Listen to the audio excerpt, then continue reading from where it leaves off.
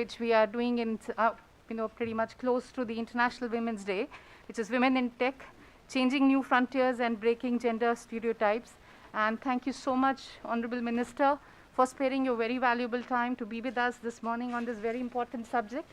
You've been a true partner to this whole Greater 50 program. A lot of ideas coming from you have really made us going.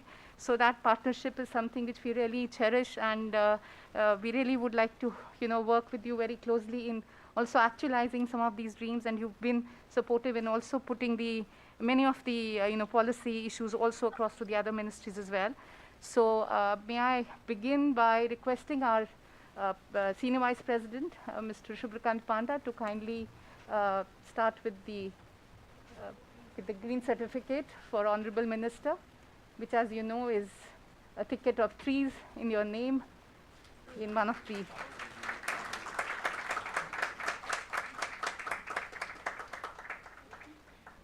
also in person. We have with us the Ambassador of Spain in India. May I request President to also please felicitate the Ambassador with the green certificate.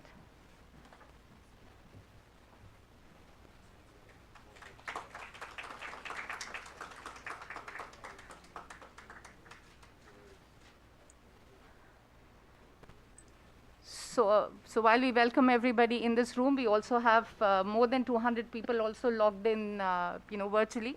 So we have a huge audience today for this program.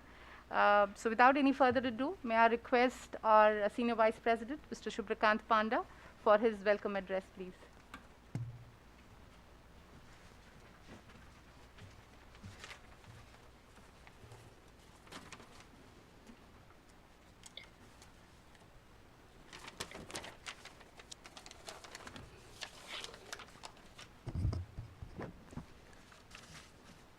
Smriti Irani ji, Honorable Union Minister of Women and Child Development, Government of India, Professor K. Vijay Raghavan, Principal Scientific Advisor, His Excellency Mr. Jose Maria Redao Dominguez, Ambassador of Spain in India, Dr. Sangeetha Reddy, Past President FICCI and Chair FICCI Flow Empowering the Greater 50 Initiative, as well as Joint MD Apollo Hospitals Limited, Ms. Montserrat Moma Papio, Deputy Head of Mission, Embassy of Spain in India, Ambassador Lakshmi Puri, Ms. Inmaculada Riera, and Ms. Anandi Iyer. It's a pleasure for me to be here today. And there is no better occasion than International Women's Day celebrations to remind ourselves that we are all born equal and that no woman deserves to be treated less than a man. Honorable Minister Smriti Irani ji, Professor Vijay Raghavan, Your Excellencies and other dignitaries present here today, your participation in today's celebrations encourages us to renew our commitment towards building a women-focused, inclusive society. It is now well established that raising women's participation in the workforce needs to be increased to give a fillip to economic growth.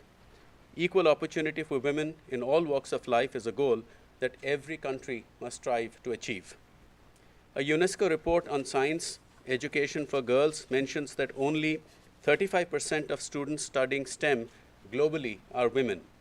Despite a shortage of skills in most technological fields, women account for just 28% of engineering and 40% of computer science graduates. In areas like artificial intelligence, only 1 in 5 professionals is a woman. It is paradoxical that in this country, while women are studying STEM subjects, not many of them are actually in STEM careers. Data from the All India Survey on Higher Education report of 2018-19 shows that women account for over 43% of the total enrollments in STEM undergraduate courses in the country. But this number decreases for higher qualifications, with a mere 3% enrolling for PhD courses in the science. Additionally, women occupy a measly 14% of the workforce in scientific research institutions across the country. With the advancement of automation in industry, the underrepresentation of women in the scientific community has put them at a greater risk of loss of jobs. Hence, we need to take corrective actions now so that the future generations of women don't get discouraged from taking up science and technology-related areas as their primary subject of study. we need to ensure that the female students coming out of college as STEM graduates choose the same as their career choice. We need to realize that women have the innate ability to multitask, achieve their dreams, break down walls, and defy stereotypes. From being a CEO who runs a Fortune 500 company, or being an entrepreneur running a micro enterprise, or a scientist, technologist, engineer, and a mathematician, and of course being a daughter or a mother who raises her children and manages the household, a woman can certainly do it all. They rightfully deserve support for equal opportunities and so as to create a better and an equal future. The government is actively promoting technical skill development programs for young girls to bring them into the scientific fold. The private sector is, of course, also doing its bit to create professional development opportunities for women in this field, whether it is rolling out special initiatives to building community support system or launching mentorship and learning modules as a successful model of talent retention. At FICCI, through the FICCI Flow Empowering the Greater 50 endeavor, which was initiated by my colleague Dr. Sangeetha Reddy, past president, and launched by the minister herself some time ago, we are focusing on supporting, inspiring, and empowering women from across fields, including STEM. And I understand that necessary collaborations with key stakeholders are already underway to augment our work in this area. I would like to recommend a five-fold approach to building a supportive ecosystem for girls and women to flourish in this field, to empower them to balance their careers with social expectations. These include influencing girls' abilities, skills, and behavior to opt for STEM education for better career prospects, breaking the gender stereotypes by working on changing parental beliefs and expectations or peer influences, creating awareness on gender equality, and celebrating women icons in STEM to inspire the next generation. Leveraging institutional linkages and partnerships to support higher education of deserving candidates, mentoring them for future career options, and addressing the challenge of building a gender-responsive education system for enhanced employability are all critical aspects which need to be looked at. In sum, let us remember that empowering women is not just a choice or the right thing, it is the necessity, because it is about improving outcomes, investing in healthier communities, and stronger economies. And how can one do that? By recognizing one half of the world. It is about improving the quality of life for people all over the world. I wish today's deliberations all success, and this is certainly a proud moment for me to be here today as the father of two beautiful daughters. I think this is a subject that I hold very close to heart. Thank you.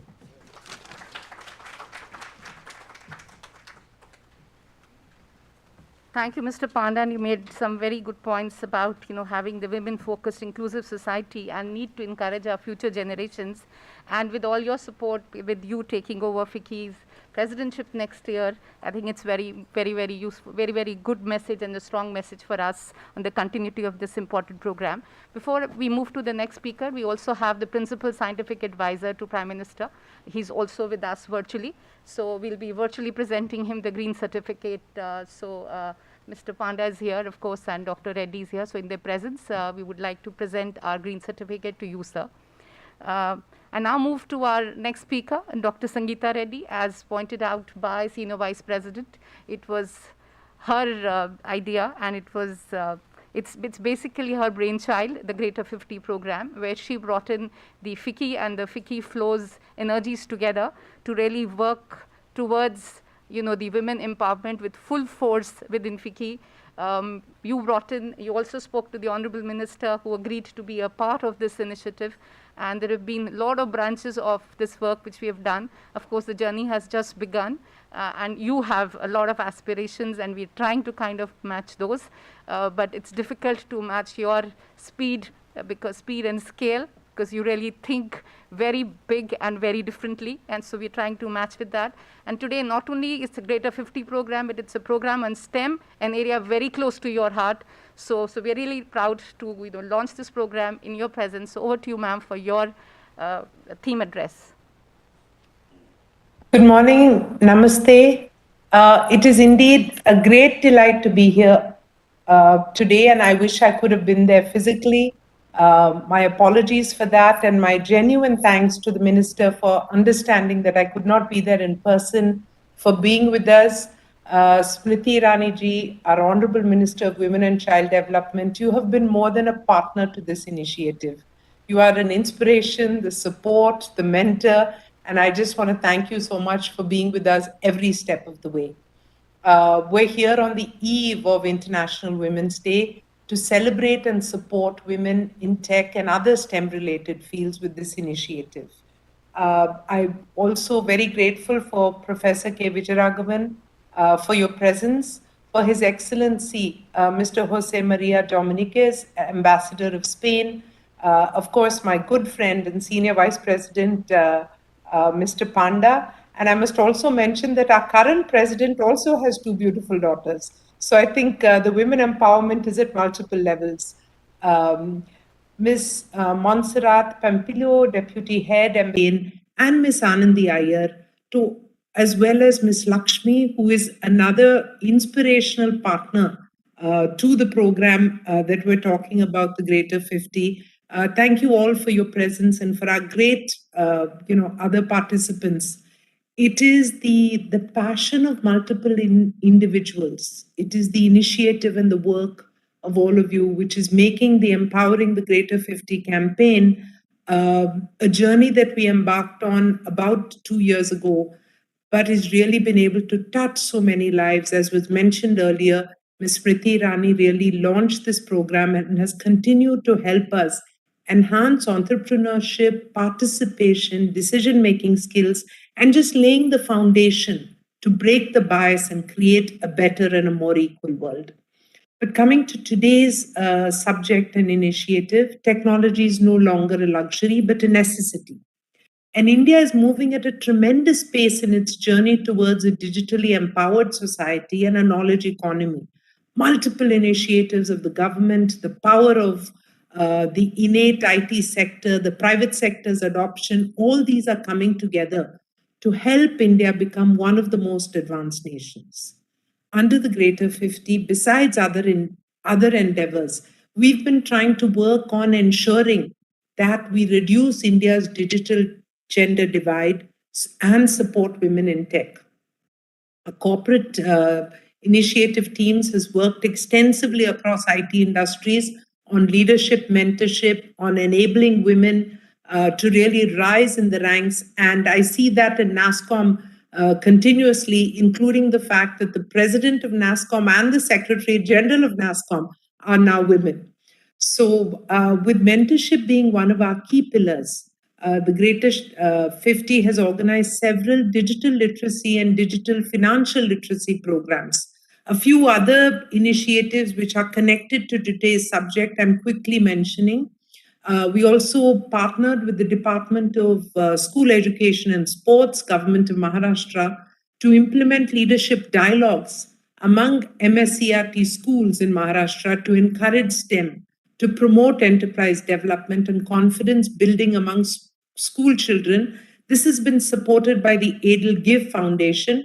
We've started in Maharashtra, but this is an initiative we're committed to taking across the country because it's important to seed the power of STEM at that stage itself, when they are in the 7th and 8th standards, so that they take up careers and further education in STEM.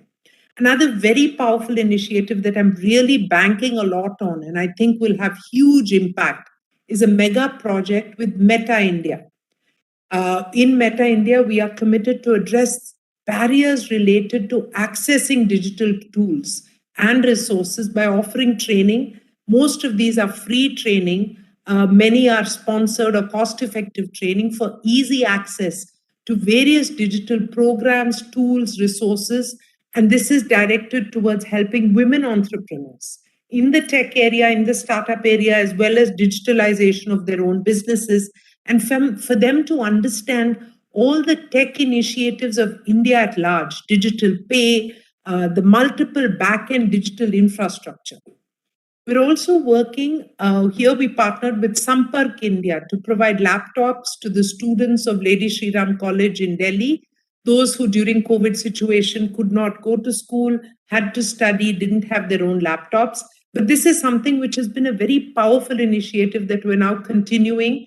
So we're looking at donations of laptops, refurbishing laptops, and then gifting them to young women who need this. The pre-incubation program, which is underway at the Telangana We Hub, is giving nascent women entrepreneurs the right platforms to launch their ideas, as well as, again, digital training, and helping them create a marketable, minimal viable product. So here we intend to help women entrepreneurs come onto the field, succeed, and to scale. Because as studies have shown, most women entrepreneurs are operating under the 5 crore category. And yet I can share a lot more of those, but rather than stating initiatives, I want to move quickly to why we're here today. And that is really driven from the knowledge that there is a lot more to be done. Among that, we now have a focused plan of action to encourage women in STEM through integrative efforts of the FICCI WISE Council. So the FICCI WISE Council is Women in STEM Education. This will be launched in a few moments by the Honorable Minister. And here I want to thank Ms. Anandi Iyer, Director of Fraunhofer Office India, for enabling this and really bringing the power and the conversation into action so that we can impact more people. Multi-stakeholder partnerships, strategic alliances have been the key to success of the Greater 50. It's enabled us to reach out at multiple levels and to engage on platforms like, and here I thank the Government of India and the Honorable Minister. We've been represented in the BRICS Women's Business Alliance and the G20 Empower Group, both of which I've been privileged to play this role. And I'm putting forward at a global level the powerful initiatives that India is taking towards equalization of women.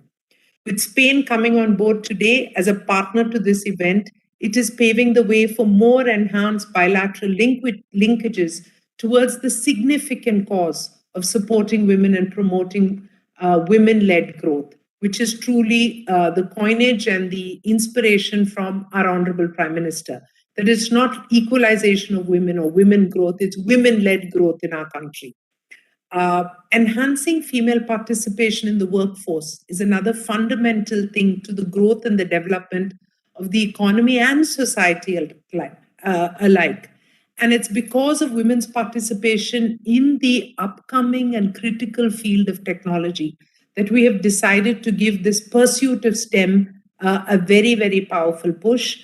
Just quoting one statistic, and that is in the world of science, women are in a minority. Less than 30% of the world's researchers are women. And this underrepresentation is across all regions of the world, the average falling in about 18.5%, which is in South and West Asia. But interestingly, in India, India tops the world in the producing female graduates in STEM, but ranks 19 in employing them. So we have a bit more work to do. We've analyzed what's really stopping women from choosing a career in STEM, looking at the dual roles they have to play, the gender gap, the structural barriers. But I'm going to let Anandi talk more about that. I just want to say that I believe the tunnels are a symbol of hope, because no matter how dark it gets inside the tunnel, you know that there's light at the end of the tunnel. And with the help of so many people and the inspiration of all of you in the room, I know that we're very close to the end of the tunnel. And it is this momentum of gender equality which is being given, and the focus on meritocracy and skills over gender. Our government, led by the Honorable Prime Minister, has been so supportive with so many programs that Smriti ji is really spearheading. And we acknowledge and are very happy to participate in programs like Kiran, which is the knowledge involvement research advancements. There's programs like mobility, the Vignan Jyoti initiative for meritocracy, for meritorious girls in STEM education. So much is happening besides, of course, Digital India, Skill India, all which have been great successes. So we're excited about this initiative. We're thankful and grateful for everyone who's here today. We look forward to the power of new age technologies like AI and ML opening up a plethora of opportunities for women, and for our women to be ready to take them up. The FICCI WISE Council is really our step in this direction. And I look forward to Anandi presenting more details of the vision and the agenda. And the Greater 50 aims to empower women in this potential area.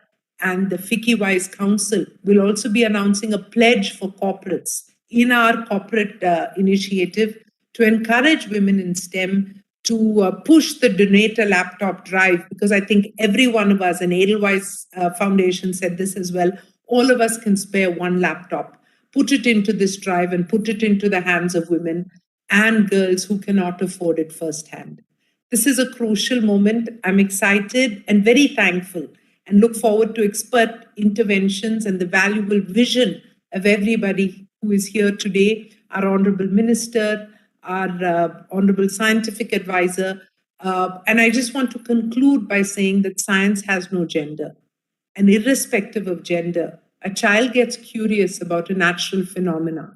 And it is that curiosity, clubbed with analytical ability, fanned by an enabling family environment, and a supportive ecosystem, which ensures that the education and the career trajectory of women enables a reduction in the digital divide. The moot point is, when science has no gender, why should biases creep in? So on this Women's Day, let's come together and change the narrative, break the gender stereotypes, support women in tech, because it's high time we realized that while the world needs STEM, STEM needs women and girls to come in. So thank you all so much in advance, and I truly appreciate the great power of everything that's being done together. And one last word of special thanks to our team who's doing so much to make all this happen, and a special thank you to our Honorable Minister. Namaste. Thank you so much, ma'am, for very inspiring words, and this is what keeps us going, really. Now we are turning to Ms. Anandi Iyer, who actually brought this whole concept of Vice Council, and request her to please talk about this whole program, and thereafter we will launch this in the Honorable Minister's presence. Over to you, Anandi, the presentation.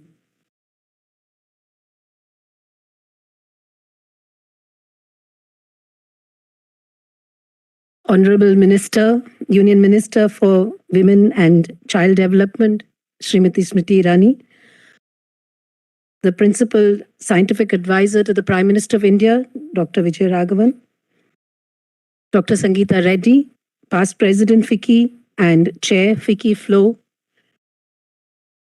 Mr. Arun Chawla, Director General FICCI, Mr. Panda, Senior Vice President FICCI and Managing Director IMFA, Ms. Monserrati, my comrade in arms here today, Your Excellency, Ambassador of Spain, Mrs. Lakshmi Puri, Ms. Imelda Riera, Mr. Jagdish Mitra, Mr. Niranjan Saxena, many of my colleagues here from the FICCI Vice Council, a very, very good morning to all of you. It's indeed a huge pleasure and a huge honor to be able to launch the Vice Council here in the presence of such dignitaries. I've been with the FICCI Science and Technology Council for over 2 years now, and it was about a year ago that Mr. Mitra and Mr. Saxena and I thought, why don't we look at a Women's Council for Science and Entrepreneurship? And this idea started to take shape, and we put together a very strong council of women who have achieved, who have broken barriers, who have broken stereotypes, and established themselves in a world of men. I'm indeed extremely proud today that the dream that we had, that we will launch this Vice Council in the presence of Honorable Minister, with the blessings of the PSA, Professor Vijay Raghavan, and a visionary and a model role model for women, Dr. Sangeetha Reddy, this dream has come true. And for that, I'm deeply grateful to all of you present here today. Thank you so much to all these role models. Naryastu yatra pujante tatra ramante tatra devataha. This is what our scriptures say, meaning where women are honored and cherished, the gods reside there. But in between, we have somehow seemed to have lost the plot. Here we come again today to reclaim our space, to insist that women have not only, like Dr. Sangeetha Reddy said, an equitable or equal role to play, Rather, it has to be a women-led growth because women can multitask, women have empathy, and a multitude of skills that can really show the way. I would like to take a few minutes to showcase to you what the Vice Council intends to do and what our plans are. Of course, this is just the beginning. The road is very long. And we need every woman, every girl child to step up and be part of this huge process. It is also our hope that it will not be remained and restricted to the geography of India, but we will create multilateral and international opportunities and platforms for women to come together to share their experiences, their journeys, and their strengths. Can I have the presentation, please? So I won't go too deep into these words because the data is there on the table. But as you know, women in STEM are not really very represented. They are underrepresented, and that's why the platform today. Can I have the next slide, please? This is the how and why of this entire Vice Council. This is the state of women in tech. And we are looking at female leaders in tech companies to stand up and mentor their mentees and to create opportunities for women to participate in the digital revolution. The next slide, please. So what is our mission? We would like to create mentorship of the female force, starting from the schools, because when you start from the schools, you create the next generation of leaders. We also want to advocate particularly women on board positions. The government of India has been extremely articulate and extremely proactive in insisting that boards have to have at least one women representative. But many women in STEM see this as an administrative role and therefore do not opt for this position. But unless they are in decision-making roles, they cannot make that change. So we would like to promote women to take on this board responsibility very seriously. We would also like to establish industry linkages and investor promotion for women so that women founders get the support they deserve. Next slide, please. Here is the strong women's council that we talked about. I'd like to briefly introduce my colleagues. We have Ms. Kavita Krishnan from SAP. We have Ms. Simi Damija from Tech Mahindra.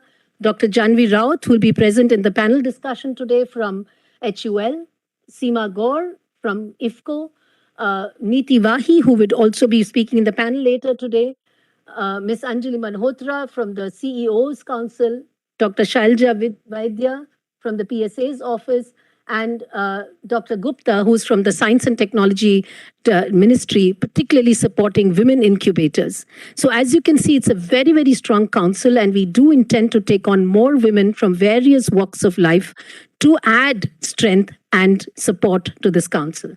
The next slide. There are a couple of activities I'd like to announce, but in the interest of time, as the minister has to leave, I would just like to leave behind a few thoughts of what our plan of action is. We want to have a WISE mentorship program. As I informed, there's already a mentee and mentor platform available, which we would like to leverage. The creation of rural and urban linkages, we believe, is extremely important for a palatable growth of women in all sectors. We want to have a webinar series where women leaders showcase their journey. And finally, of course, policy advocacy is extremely important because learnings from the ground can be shared with the government, and we can be a role model for some of the policy initiatives that will be launched in the days to come. So these are some of the activities, and we hope to have by next year awards for women in STEM. We are extremely delighted, ma'am. We a pledge that they will increase the number of women in their workforce, support women in their movement, in the career movement. And within 2 days, we have over 130 pledges that have come in. This will remain online for the next 1 year. This is not just a pledge, ladies and gentlemen. We want to follow it up with actionable items, and hopefully on next Women's Day, we will share with you what has been achieved.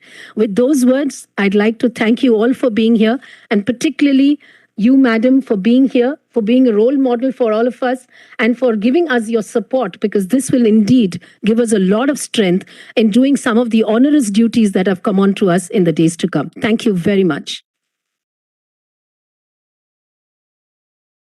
Thank you, Anandi, for leading this excellent cause. Of course, we just would like to, officially launch this program in the presence of the esteemed minister. Could we have the launch slide, please?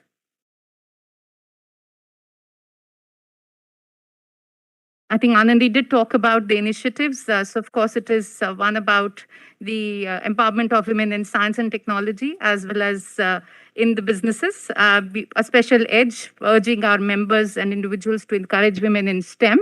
So that's the second initiative. The pledge has already started, as Anandi said, and a point made by our past president, Dr. Sangeetha Reddy, about donating a laptop. So that mission is also started, and we are in touch with many companies who would want to refurbish and donate these laptops. These are some of the aspects, ma'am, which will be immediately launched. But this is an ongoing program, and hopefully, as Anandi said, much more to share, when we meet you next. And with these words, we now turn to the keynote address, which we've been waiting for, to hear from the Honorable Minister, whose energy is very, very infectious. And so we want to learn more from her. Thank you, ma'am. Excellencies, distinguished delegates, ladies and gentlemen. It is of particular delight for me that today the wise men of FICCI have decided to leverage the female scientific power and offer to the country the Vice Council. I am joined today by my partner in crime, Sangeetha Reddy, who has partnered and mentored many a women. I am extremely delighted that in this conversation, we see participation of the Principal Scientific Advisor to the Honorable Prime Minister, my senior colleague, Dr. Vijay Raghavan, everyone who has joined us virtually and physically today. Your presence is a testimony to your belief in the female potential. In his opening remarks, Mr. Panda spoke about the potential of women to multitask. He spoke about the various relationships we live. And I think that is where the challenge begins from us.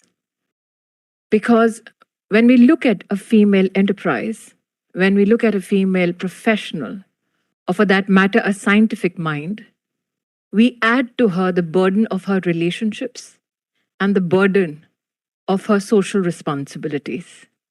Never in our introduction of male professionals do those adages apply. And possibly that is where the challenge or the struggle begins.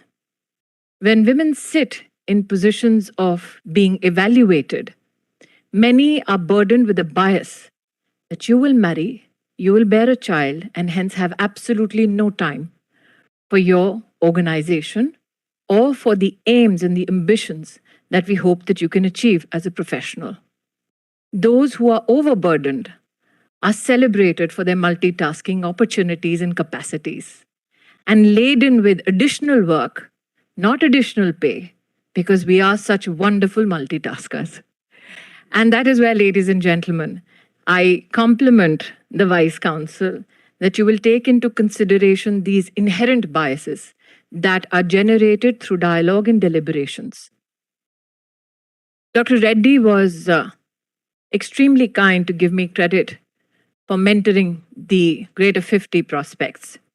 I am particularly delighted that in the course of our deliberations and discussions, to which Jyoti also stands witness, one of the ideas that we professed was the desire of individuals to donate digital devices, for that is the instrument that becomes the rudimentary challenge for many a young women from financially challenged families.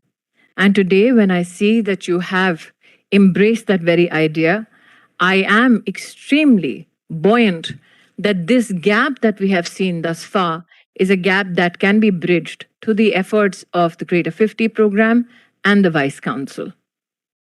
Today, we are joined by Vijay Raghavan, who has particularly led the desire of female scientific minds to find their rightful place in the Indian scientific context. And for that, not only do I applaud him, but I burden him with one request, not as minister, but as an Indian woman. As has been enunciated by both Dr. Reddy and Ms. Iyer, one of the greatest challenges we see for female scientific minds is their transition from technological educational institutions to positions of research. The question that begets us is this: how can we make research more lucrative? And I don't say that only for women, but also men.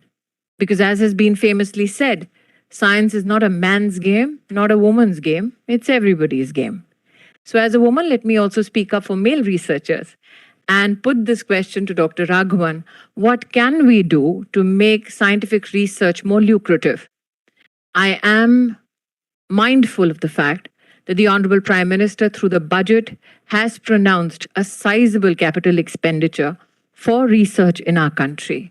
I am mindful of the fact that the government has comprehensively ensured that there is cohesive and consistent engagement with institutes of higher learnings across the country so that more and more scientific minds, particularly women, find enough capital and mentorship support for scientific discovery, particularly research. And I'm hopeful that in his conversation with the Vice Council, Dr. Vijay Raghavan can reflect on the same. There has been a particularly significant celebration about the AI and machine learning potential of India. But one of the challenges that I foresee is that machine learning subsists on training data. And all those who are data inclined would recognize that though science doesn't come with a bias, data does.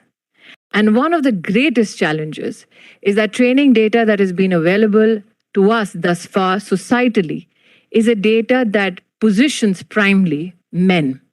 And hence the challenge before us is that when we use these training data subsets to feed those institutions, organizations, or machines that are to predict an outcome for us, we need to recognize, will we end up predicting the past than predicting the future? I'm hopeful that the questions that I posed today before the Vice Councils will be wisely answered. And I do so because one of the greatest joys I've had due to the partnership with Sangeetha Reddy and women like her in FICCI is that no matter what questions we pose to each other, we considerably find answers to the same together. And it is this partnership that is reflective in your desire to ensure that women in tech not only find a voice, not only find a place, but make way for other women in the times to come. My compliments, FICCI, for this initiative. I'm sure, Mr. Panda, under your leadership, Mr. Chawla's leadership, and the wise women of FICCI, we will see you create greater history for the greater 50. Thank you.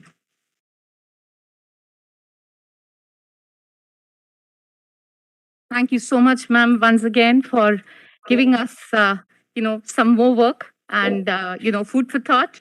And definitely, I think the point that you made about working towards eliminating the biases, it's a very, very significant point.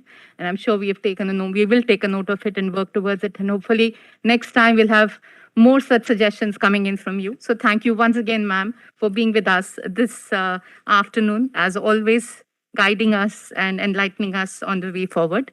We now have with us Professor K. Vijay Raghavan, Principal Scientific Advisor, Government of India. He's joined us virtually. You know that he's one of the leading minds in the research, and there are so many issues which Minister has just now talked about. We'll be very, very, keenly looking forward to your views, sirs, on, the aspects that were just discussed, and how do you see women playing a role in research and technology. So over to you, sir, for your very valuable remarks. Thank you very much. Honorable Minister for Women and Child Development, Srimati Smriti Irani ji, Dr. Sangeetha Reddy, past President FICCI, Mr. Shubhakant Panda, Senior Vice President FICCI, Ms. Montserrat Roman Pampillo, Deputy Head of Mission of Spain, Ms. Immaculada Riera, Director General, Spanish Chamber of Commerce, Ambassador Lakshmi Puri, and all my colleagues over here. It's a great honor to be here, and particularly I'm, very pleased to have listened to the Honorable Mantriji, who constantly keeps giving us tasks, which I must say are very enjoyable and more importantly, also productive and of value. The immediate challenges we have for the Vice Council and for others is really what are the ways by which current changes in technology potentially negatively impact on the growth of women to leadership positions. And that was very nicely alluded to by Mantriji. And secondly, what proactively can we do to ensure the presence of women in science and technology? And as Mantriji also pointed out, of men and women in general coming into science. Now, the first point is very, very important. And I really cannot add anything but to repeat what the Mantriji said. In a complex situation where perforce there are extraordinary demands on women, the challenges of having access to both positions and leadership positions is, of course, a big one. And that's what we've talked about and seen how to address. But as knowledge becomes increasingly driven by the artificial intelligence and machine learning, we have a big problem at hand. The training data sets, as the Mantriji alluded, need to be such that they don't promote gender inequity, but actually promote gender equity. And that is a very big challenge, which is context dependent. The data sets which are used in Western environments need to be very different from ours because, in many ways, women's contribution to science and technology and to the generation of data is similar to what is famously known as the hidden figures. They put in a huge amount of effort, but the data which comes out is attributed to people at, sadly, at higher levels in the pecking order. The examples in space research and in computer science, both in America and in India, are well known. Women used to be in very powerful positions on which the entire project hinged upon. And as computer science became more lucrative, they were elbowed out. Today, in the ISRO, Indian Space Research Organization, if you go to the Gaganyaan mission or the other missions, it is pretty impressive to see how many women there are in intermediate and high level positions, and those at entry levels also. So things are changing, and we will see more women in leadership positions, but the data sets and the training and the public perceptions of them need to be amplified. So that's one very important point. The second issue is really about training itself. The training programs need to have a way by which women are included. And that poses an extraordinary challenge in today's system, where a lot of the training is driven by ambition and potential career opportunities. And again, boy students tend to elbow on girls in going to classes which advance their career. And therefore, remote working technologies which allow that better need to be done. So these are the kinds of challenges which we face, and I'm sure FICCI will take that up. And as the Mantriji said, I will certainly make sure that we work with you at FICCI and the Vice Council to see how the entry into STEM in general is made easier, and those of women in particular. We are running behind on time, so I won't take more, but I'd like to wish you all the very best, and to FICCI for starting this. And my office and I are always available for everything. Thank you very much. Thank you so much for your very encouraging words, and we do look forward to all your support in these activities as the Vice Council work progresses, sir. Thank you once again for joining us this afternoon. We now turn to Ms. Montserrat. Ms. Montserrat was introduced to me by Ambassador Lakshmi Puri, and she was looking at doing something around the STEM education sometime in February. And that's when Anandi and Ms. Montserrat were brought together by our team. And we thought of doing this together because bilaterally we can achieve much more. So this is the addition, this is the compounding power that we want to really use to not only make this as a effort within the country, but a global effort. So thank you so much for joining hands with us today. And may I request you for your special remarks.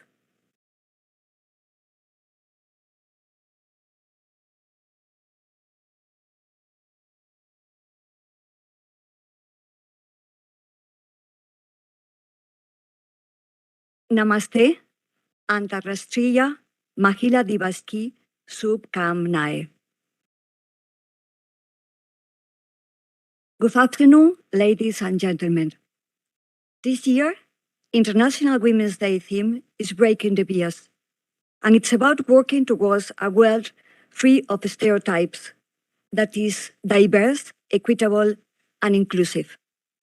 This year, for the first time, the Embassy of Spain came together with FICCI to celebrate the International Women's Day, sharing a very significant goal: to recognize and make visible the extraordinary role of women in science and technology. I would like to share that Spain has come a long way in this field. In recent years, we have approved significant laws and have implemented policies aimed at promoting gender equality in all areas and levels. The government of Spain at present has more than 64% of women representation. Currently, we have 3 female vice presidents, 14 female ministers, and the president of the Congress and the Senate are also women. Furthermore, I would like to share that since 2017, and for the first time, a woman has chaired the largest scientific institution in Spain, the CSIC. In coherence with our domestic policy, Spain makes gender equality a defining element of its foreign policy. Collaboration with FICCI is a result of our strong and solid commitment with gender equality. We want to become partners in this outstanding FICCI mission, empowering the greater 50%, empowering women in science and technology to achieve their best potential. But we cannot forget that at the same time, we need to make visible the inequality and discrimination that still remains in these fields. Diversity and inclusion leads to higher economic benefits, without doubt, and both are essential to build sustainable peace and prosperity. I thank FICCI for allowing us to become partners and work together in this very challenging path. Thank you. Dhanyavad.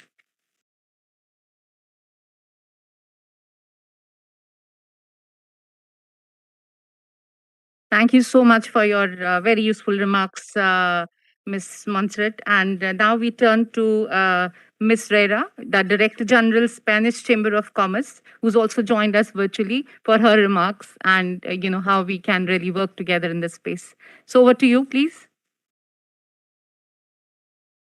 Thank you so much. Namaste. Good afternoon. And thank you very much on behalf of the Spain Chamber of Commerce for this opportunity to participate in this special session focused on women. Let me express my deep gratitude for being invited to participate in this important and special event on the occasion of the celebration of International Women's Day tomorrow. I am so pleased to collaborate once again with our partners, with our friends from FICCI, and of course with the FICCI Ladies Organization. We have shared a common agenda of activities for many years and always in collaboration with both embassies in Spain and in India. Let me start my address by giving special thanks to the previous panelists, as their speeches have been so interesting. And in particular, I would like to highlight the positive initiative presented by the Women in Innovation and Science and Entrepreneurship about the Greater 50 Wise Council as a new mission on gender, enhancing entrepreneurial and decision-making skills for women. Starting from an international and general perspective, India plays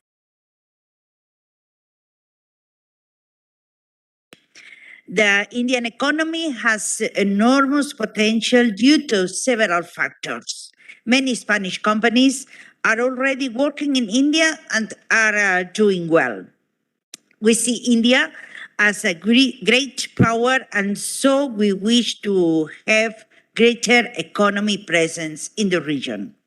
The current figures will hopefully increase in the medium term, thanks also to initiatives such as the 16th EU-India Summit that took place virtually in May 21, where both sides agreed to resume negotiations for a balanced, ambitious, comprehensive, and mutually beneficial trade agreement. We strongly believe our two dynamic and prosperous economies should be working more closely in order to improve market access and to deepen our economic relations with a special focus on businesswomen. The increasing trade will bring a positive impact for women, facilitating the creation of better jobs for them, expanding women's role in the economy, decreasing inequality, and increasing women's access to education. New trends in global change, digital economies, and internationalization will lead us to create new important opportunities for women. The Spain Chamber of Commerce is a public corporation that leads a network of 85 territorial chambers of commerce and 44 chambers of commerce abroad. Within our different functions, and always with the aim of defending the general interests, the Spain Chamber of Commerce works closely with the Spanish government, especially in its strategy of recovery, transformation, and resilience, launched after the COVID-19 crisis and focused on four main goals: ecological transition, digital transformation, social and territorial cohesion, and effective equality between men and women. And in that way, we have a strong commitment to the United Nations 2030 Agenda for Sustainable Development. Among its 17 goals, one of the most important is to achieve gender equality and empower all women and girls. The same priorities for the European Union and Spain, which are highlighted in the Recovery, Transformation, and Resilience Spanish Plan. The Spain Chamber of Commerce has India as one of the priority markets to contribute to reinforcing economic relations. We share and promote many different programs and instruments with a focus on India, which help to reinforce bilateral economic relations. For example, we have a memorandum of understanding with FICCI to promote different activities, thanks to FICCI. Also, the Indo-Spain Official Chamber of Commerce in New Delhi plays an important role in our bilateral relation close to the embassy. It's very important. Finally, we have a very important instrument, which is the India-Spain CEOs Forum, a joint initiative of the two governments that was launched in 2016 with the support of business representatives in both countries as a bilateral consultation mechanism. But as a Chamber of Commerce, we also work as an intermediate body of the European Social Fund, the main instrument with which Europe supports job creation. Particularly, we are in line with the priorities of the European Commission in terms of women entrepreneurship. One of the most relevant initiatives within this framework of the European Social Fund is the Women Entrepreneurs Program, whereby more than 5,000 women received help, mentoring, and guidance to successfully develop their business annually. In practice, this means that through our network of regional and local chambers, we promote the entrepreneurial talent of our women beneficiaries. We help them to create, to consolidate and to internationalize their business. At the same time, the program helps those women to remove two of the most important difficulties they face: the access to financing and the low female representation in STEM careers. The Spain Chamber we are also working to correct the inequalities of the labor market, especially with regard to the existing imbalance in qualified fields such as the so-called science, technology, engineering, and mathematics, where a large part of the employment of the future is located. This Women Entrepreneurs Program stands, we believe, that stands as a fantastic example of public-private collaboration, while it has been identified by the European Commission as a very good practice and has been awarded for the communication campaign, I Want to Be My Own Boss. Spanish and Indian, ladies and gentlemen, Spanish and Indian companies understand each other very well. And this is equally true for business women. We have the same family attachment and the willingness to work closely together. Indian and Spanish business women can help to create lasting bonds among our companies and institutions like the chambers of commerce of both countries. Before concluding my speech, I would like to highlight once again the critical role that organizations like the Spain Chamber of Commerce or the Federation of India Chambers of Commerce and Industry have in the empowerment of women in science and technology, as well as business, to fearlessly aim high and achieve their best potential. I am sure that missions like empowering the greater 50% organized by FICCI, jointly with FICCI Ladies Organization, or the launch of FICCI's Wise Council, Women and Innovation, Science and Entrepreneurship, are fantastic initiatives to break the gender bias and stereotyping among women in STEM. And on this path of equality and opportunity, you can always count on the collaboration of the Spain Chamber of Commerce. Thank you so much. Namaste. Thank you so much. And indeed, as you said, there is an opportunity to work together in the space of empowering the business women in both the countries. We have with us the Ambassador Lakshmi Puri, former ASG Union Deputy Executive Director, UN Women, and former Ambassador of India. She is present virtually, ma'am. Before I hand over, it is at her inspiration, at her behest, that the Spanish Embassy and us really came together to put this program, what we've been, where we are today. And you've not only that, you've been a great patron to this whole program and a great inspiration behind whatever at Greater 50 we've done, and a lot of time and effort that you've been giving. I would like to thank you for that. Before I invite you for your concluding address, please. So over to you, ma'am. Thank you, Jyoti. Congratulations to FICCI Flow for launching yet another much needed and worthwhile initiative, Wise Council, under the umbrella of the Greater 50%, with which I have had the privilege of being associated and been delighted to be part of it, but also to have been, to see it flourish, even in very adverse circumstances. We were just exchanging views with Sangeetha ji before, how it was all started during COVID time, and yet they pushed it forward. And it's really heartening also that the Honorable Minister for Women and Child Affairs and the Principal Scientific Advisor to the PM are blessing this initiative.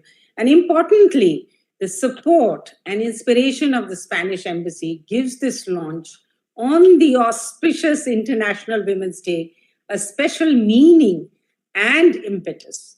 Now, the choice of the theme of charging new frontiers and breaking the stereotypes and gender bias for women in tech could not be more timely and apt, as has been mentioned by the speakers before me. And India, with a women's population of nearly 650 million, 18% of the world's women, most of them young, is striving to blaze a trail under Prime Minister Modi in achieving SDG 5 and STEM gender equality and Tech 4.0 as a major enabler of that, as much as women are its beneficiaries. Moreover, STEM Tech 4.0 needs women as much as women need full and equal access to, participation, and leadership in them. Now, this past 2 years, due to the calamitous COVID-19 pandemic, India experienced the mother of all disruptions, economic and social, and educational, and the mother of all accelerations in technology 4.0, including digitization, automation, and AI. So we therefore need the mother of all efforts to ignite the capabilities of women and girls in STEM and help achieve equality and empowerment in this vital field for sustainable development. Both the International Day for Women in STEM, UNGA resolution, and the SDGs Compact, the Sustainable Development Goals Compact, which India led and committed to in 2015, recognize its force multiplier role in economic growth. By 8 trillion in 144 countries, with 600 million girls getting digital access, in social capital building, in environmentally sustainable production and consumption. COVID-19 has brought into greater focus and even exacerbated the gender gap, as has been mentioned in ICT and STEM, and the pre-existing gaping gender digital divide meant that millions of women and girls in India could not access education, income, work, and entrepreneurship opportunities. Only those women and girls who had digital access and could master Tech 4.0 related STEM disciplines overcame challenges and reaped rich educational employment and entrepreneurship dividends with work from home possibilities. So the gender gaps have remained wide and persistent in STEM and ICT fields at graduate, postgraduate, doctorate levels, as was mentioned. Only 18, 8, and 2% are women in 14 countries study, as well as professional scientists, engineers, mathematicians, and STEM teachers, researchers, and inventors. And I think already Sangeetha ji mentioned 43% enrollment of graduates, but it is but it's only 19th in the world in employing them. So these kind of gaps, and women account for only 10 to 15% in IITs, CSIR, and other government R&D institutions, and are negligible in private ones. Typically, it's a reflection of 3 main gender gaps: the education gap, especially secondary and tertiary education, the training and skills development gap that still persists in most countries, as well as the decent work and productive employment gap, and all the challenges that women face due to the gender bias. But going beyond these 3 is the myth and gender stereotype of STEM field as a masculine one, requiring intellectual ability, stamina, creativity, hard work, tenacity, attributes somehow that women and girls are falsely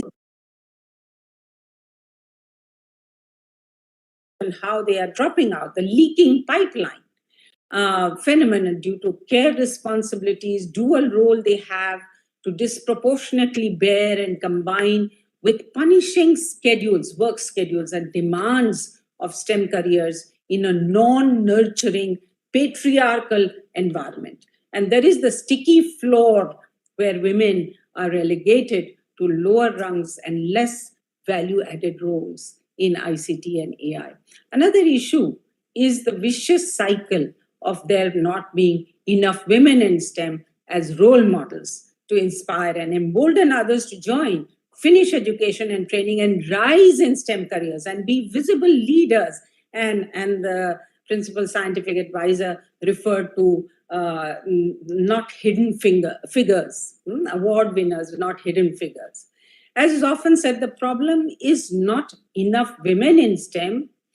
The problem of not enough women in STEM is that there are not enough women in STEM.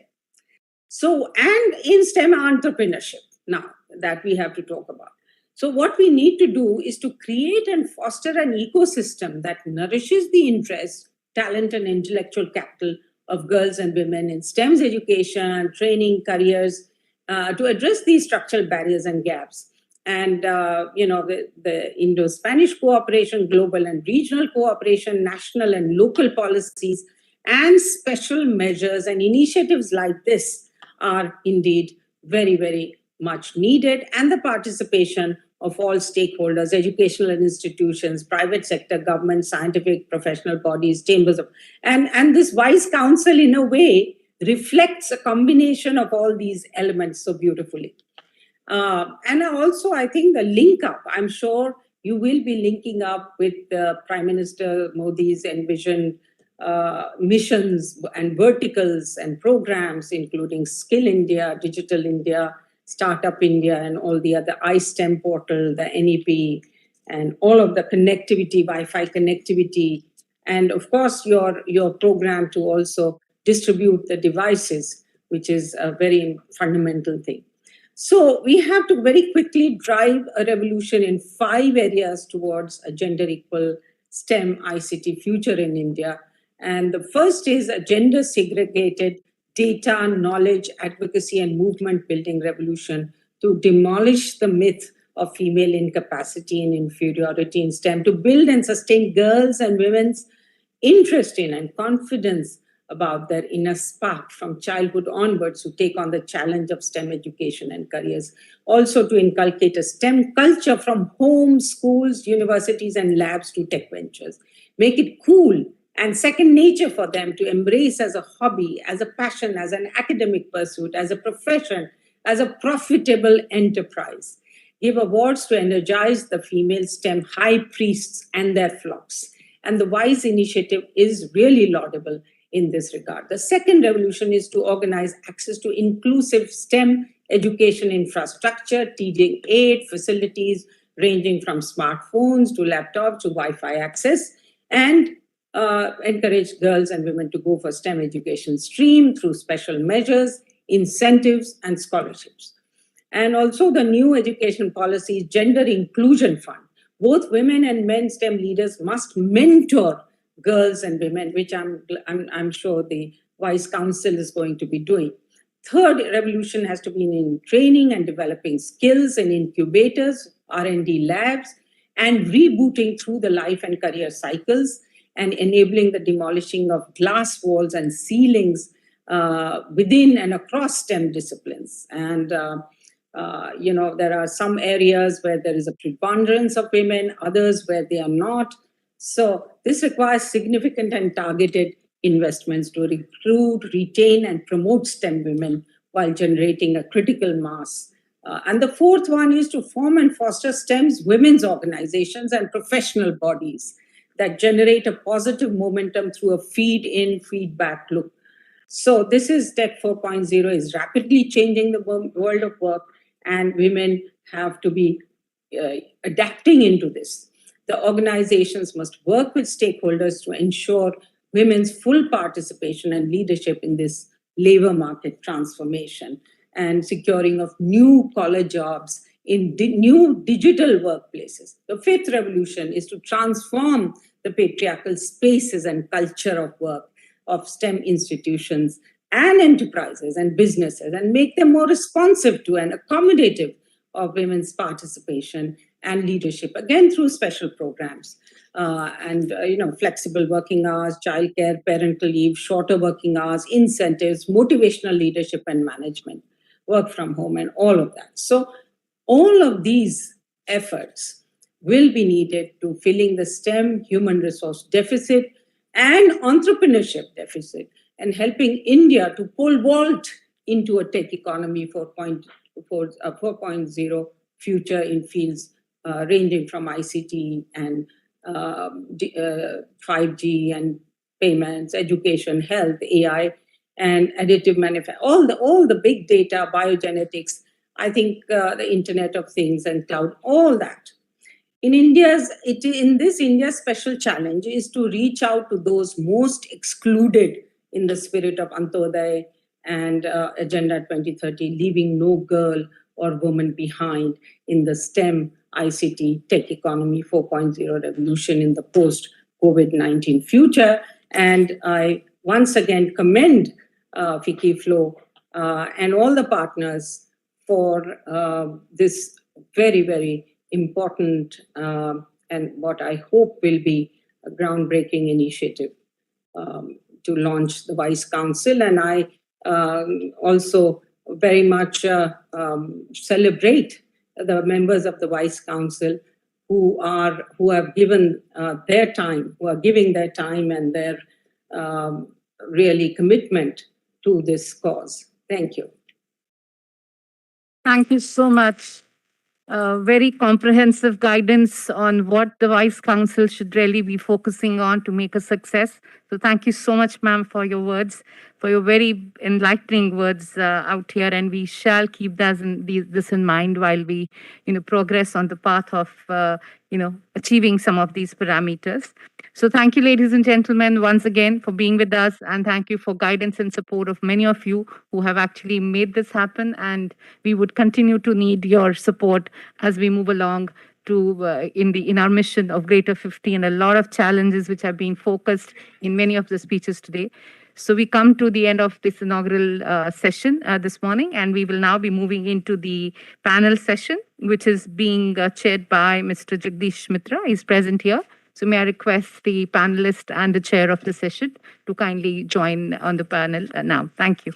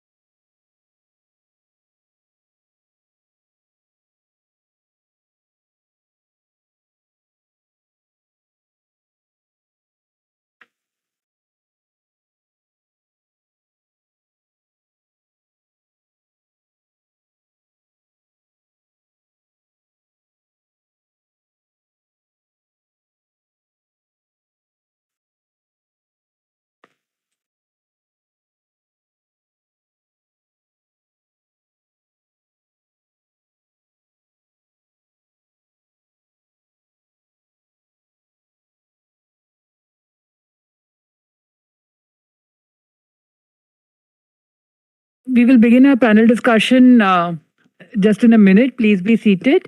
And our participants who have joined us virtually, thank you so much. And we'll just begin in another 5 minutes.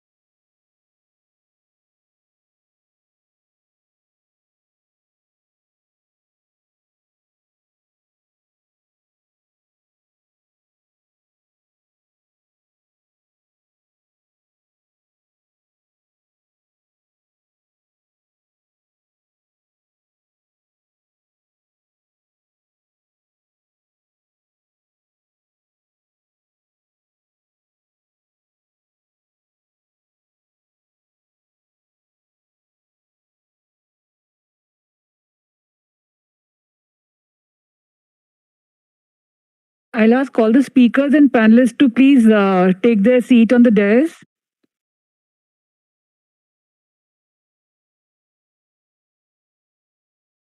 Okay, okay. So I'll request Mr. Jagdish Mitra to actually start. So those on the panel, can you please join the dais?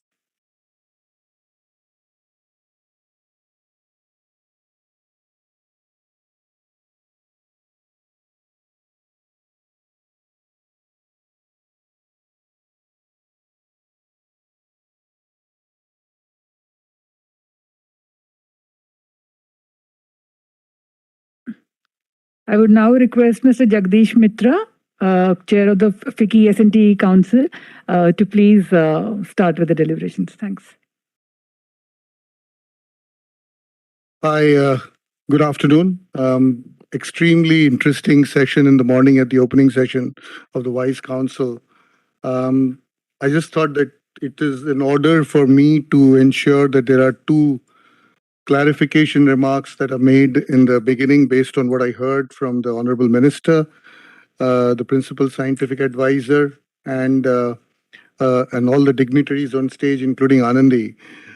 One is that it's really a dream come true that this Wise Council being launched, which some of us, Anandi, Nirankar, and I were involved in conceptualizing the idea, but also want to make sure that Madam Minister, wherever she is, she hears that this is really about the topic of breaking stereotypes, because an obvious one would have been for a woman to lead the moderation of a women's council.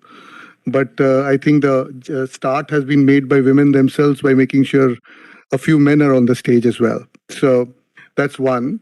But I think the second part of it, which she made very, very generously, about saying that the wise men and wise women, I think you'll soon find out that in me, they have left out the wise man to make sure that they have left the wise women around. So soon we'll recognize that. I thought it's an important topic as we start to discuss this, whether I don't know why we seem to be doing this just pre-Women's Day, but anyway, it's a start to every reminder at the end of the day that there are things to be done and there are miles to go before one sleeps. And this is definitely Women's Day reminds us of the huge opportunity that it has. And before I introduce my co-panelists, which are virtual, as well as some of them here on the table with me, I just want to sort of talk about why is this important? What are we trying to do here in terms of importance of breaking the stereotypes and changing the new frontiers and addressing the bias? I think the minister made a very, very important point by suggesting that end of the day, by just sort of coloring this with multitasking and so much work that women do, and therefore they should be, we automatically put pressure. And that's the first bias. And the second part of this discussion is that, the whole objective of putting together what data science and AI is telling us is the availability of data without bias. And therefore, there's an opportunity for us to all collaborate and look at that information very, very seriously, because that can lead as we go into a world which is only going to talk about AI and data science driving a lot of our decisions, very, very careful on how we are inputting data. Because if the data input is wrong, then it will automatically create bias there. So I think those are very, very important points. I think the PSA, who is a great supporter, Dr. Vijay Raghavan, and he's been a friend, a mentor, a guide to all of us who have been information technology and science, and especially to the Wise Council as we were starting to do this. His ability to highlight what are the needs of the country and that it is really does not have a gender bias, but what is opportunity for us to really create India as a powerhouse. India as a powerhouse of why, when we celebrate today, the next question for us should be why, when we celebrate Indians who are CEOs of large IT organizations, and we are talking about those who are of Google or those who are of Microsoft and so on and so forth, why won't we celebrate Indian women who are CEOs of large multinational organizations, which there are many, and they are across the board in India technology. And I think those are biases that automatically creep in, which we need to do. An incident was reported to us, as some of us as sports fans recently, huge, that when Rafa Nadal won our friends from Spain are here. won the world record of Grand Slams, people forgot that there were a few women who had done it before. So, it's just that I think in our minds, those biases exist, and there's a huge opportunity for us to correct it.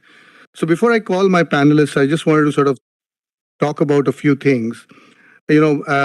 Especially in India's context, we have so many of the Indian women, young girls enter engineering colleges, but the biggest opportunity that lies is in making sure the career progresses to senior level positions.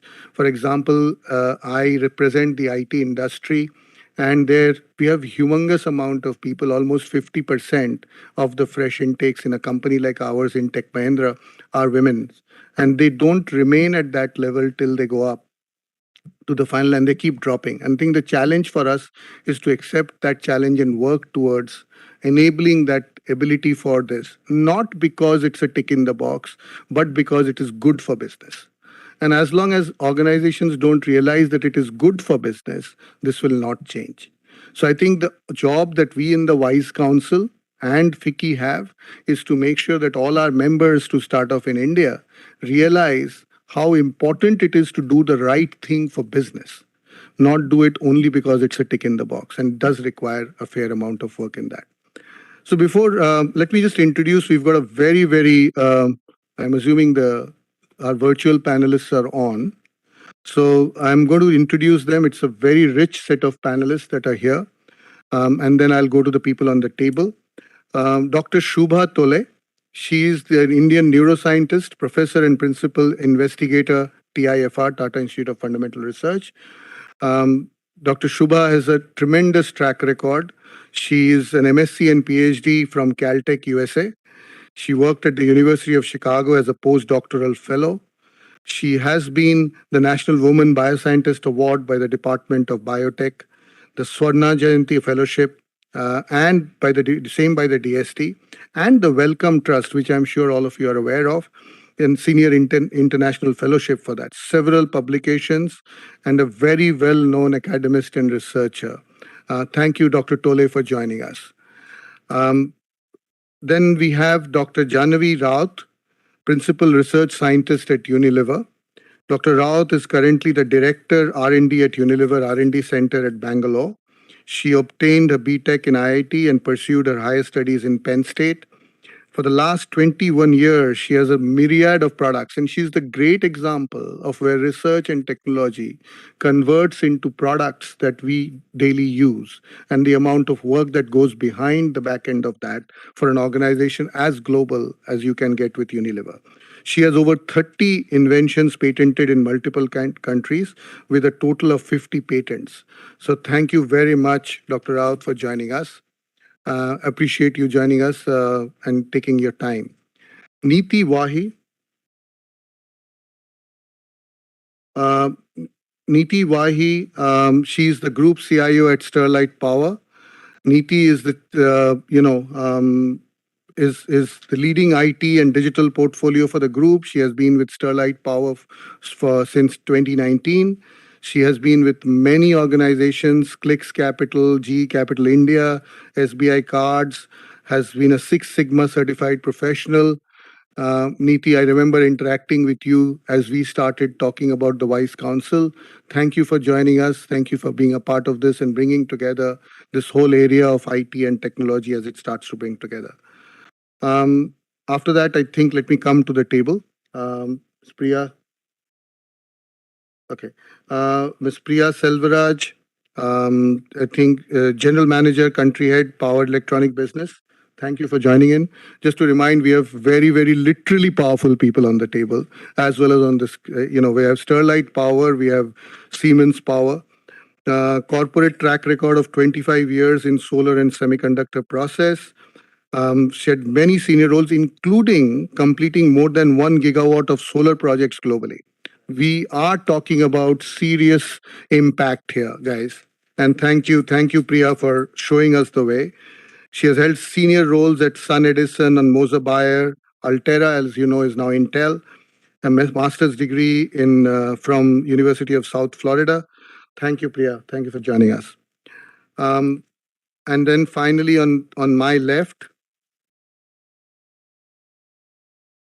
Maria, honor to have you with us. As you know, as we start to build this ecosystem for science and technology, it's absolutely important that we start to look at the whole landscape of cities, how urban centers are built, how research and development is focused on. And Maria is a postgraduate of urban development specialist, having 34 years of professional experience in planning and design of cities in areas and landscape, having worked as head of architecture and urban planning projects in Europe for 20 years. She started her global experience drawing the international strategy for LKA Signeria, Escope, Spain in 2008. She achieved for the company first public project contracts in India and China and successfully managed LKS India Private Limited. Thank you, because I think the all-round development is really focused on it. Sorry. Preeti's joined? Okay. Preeti, sorry, I missed you. I thank you for joining in. Niti Aayog does a lot of our work and planning. So thank you, Preeti, for joining in. And again, remember you for being a part of our Vice Council and being the moderator there and helping me and the team with the planning implementation that you guys do for the country, but also with the Vice Council. So thank you, Preeti, for joining us. And on my right, my friend Nirankar. So he started off with not so wise a man, but here is a wise man. Nirankar Saxena, a college alum of mine, but more than that, definitely the man behind all that we do in FICCI, especially in science and technology. Thank you, Nirankar, for your constant guidance and constant leadership in this. Thank you. So I'm going to lead off. I know we don't have too much time, so I'm going to lead off with a few questions. And maybe I should start primarily with the conversation with people online. So I'll start with you, Dr. Tole. She's not there? Oh, Preeti Shaljan. Okay, so let me start with Preeti then. Preeti, you come with a lot of educational pedigree and a lot of work in that area and a progressive background. And obviously with the work that we discussed about multiple roles that people play across the board, what do you see as a role for Niti Aayog to enable this bias to be broken and this opportunity for genders to make sure that they are making an impact on STEM? What is Niti Aayog's view on it, and how are you helping us enable that? Thank you so much for having me, and thank you for that very important question. So as far as Niti Aayog is concerned, we specifically try to focus on challenges that are faced within our society as far as women entrepreneurship ecosystem is concerned. There is an entire spectrum of challenges that women entrepreneurs face, socio-cultural challenges, lack of understanding, lack of entrepreneurial skills, marketing, awareness about government schemes and initiatives, all of that together.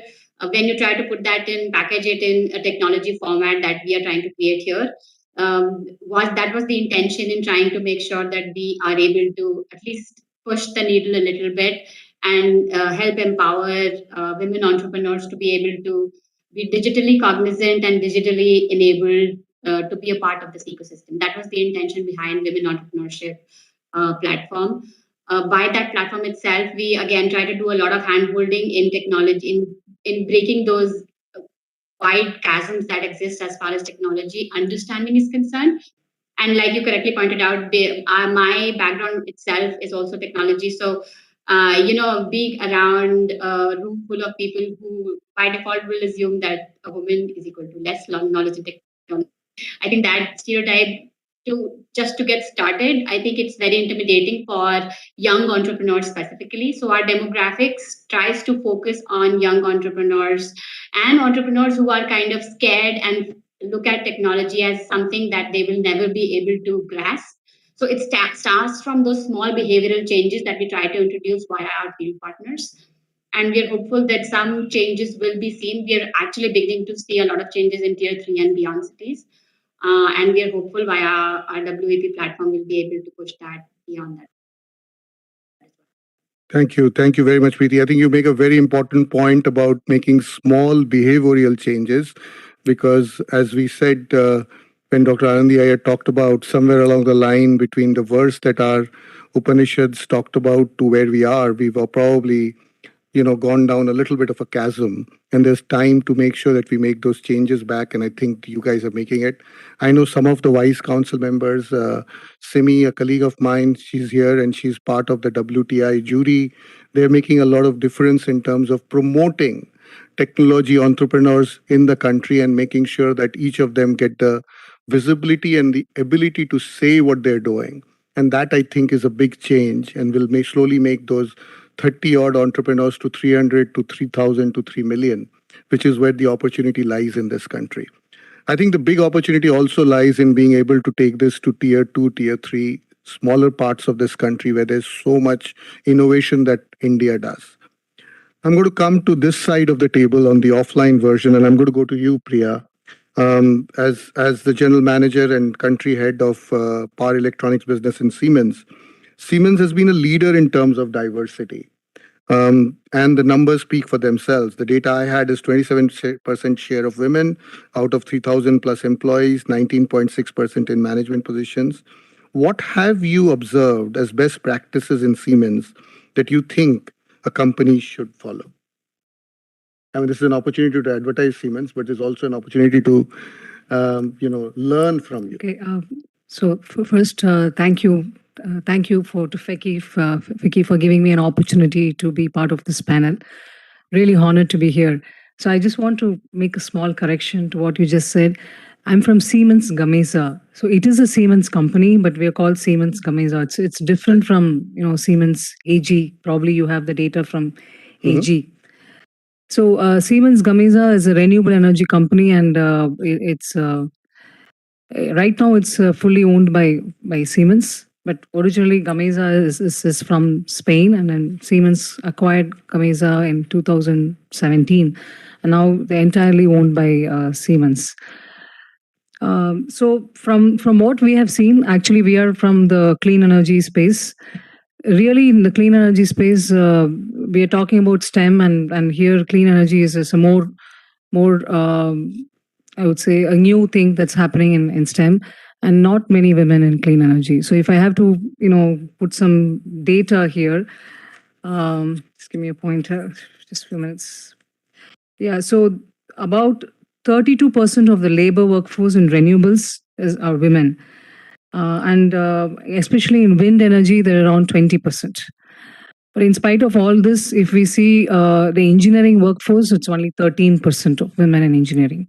So it's still a very niche space. So we should probably encourage more women to take clean energy in energy spaces in their studies. And coming back to your question, what are some of the things that we are doing to improve diversity in our company? Is so before I go into this, I probably want to take a few minutes to address a general few pointers here, which will apply for all the industries. So why would somebody be with a job, right? There are predominantly two things. One is you really like the job, and the second one is, you're really getting a very good compensation. So if I touch the second point, the compensation part and social recognition, today many women who have fought the challenges and really rose up, has gone up and achieved leadership roles, especially in India. You can see statistically, you see the compensation is not in par with women. And why is it, right? The women has done the due diligence, she has done her hard work, but why she's not getting paid? So that's a serious issue that needs to be addressed. And I really hope, like how Vice Council has been formed, some council is formed to look into this, because that's a serious problem in India, in many countries, and India is one such country. And number two is when you like the job, right? When you like the job, then what are the issues? You really don't see career advancement. And when you don't see career advancement, I have a time limit or? No, please. Okay. When you're not seeing a career advancement, then how do you sustain the interest? And again, this applies specifically to women in STEM, I would say, right? Because you see not many people in women in STEM are having leadership roles. So why this is happening is because there are not many role models in a lot of fields. There's not many women role models, no mentorship, and no support structure. So we don't have a old boys club, right? Something like that. We're not having that. So that's one thing. And here how we can address this. WISE is one such thing that can address. And there's in other countries, I think women in coding, and there's like small organizations that has been formed that really focuses on grassroots level, so that it addresses the education at the grassroots level and gives attracts more women to STEM. And next comes, I think many we heard about this quite a bit, which is gender bias that we have seen a lot. And many times it's unconscious, right? Really, people don't do it on purpose, but it's just they don't know. It's an unconscious bias. So how do we address it? And women, many of women here who are in senior roles in corporates should really look into this and see how we can get rid of this bias. And I think any organization or any individual who is having this kind of gender bias, vociferously, it has to be, it has to come down vociferously, and strict punishments have to be given. Otherwise, this will not go away. Then coming to the next one is sustainability. In sustainability, we in India specifically, we see a lot of girls getting into STEM, right? A lot of girls taking engineering, doctors usually, take up their, pursue their career. But a lot of women engineers, they drop beyond the point. They are not able to grow in an organization beyond the point. Why is it? One of the main reason is country like India, irrespective of the position you are in your company, you're still the primary caregiver at home. That's a tradition for us. So in this case, we really need companies to look into the policies where they have a flexible work policy, good parental leave. If you have an elderly person to take care, many of us have old parents at home to take care. So some kind of policies that will help women to balance good, have a good work-life balance.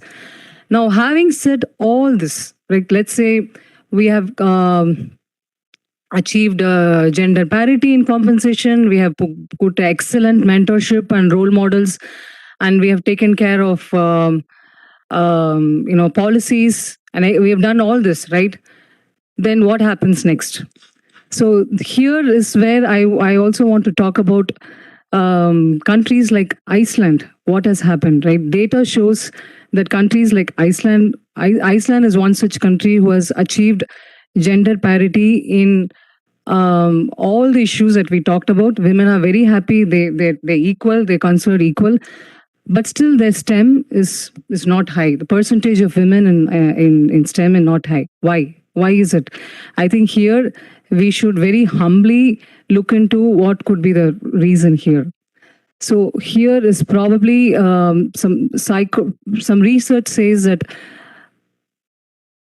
men love doing things, women love people.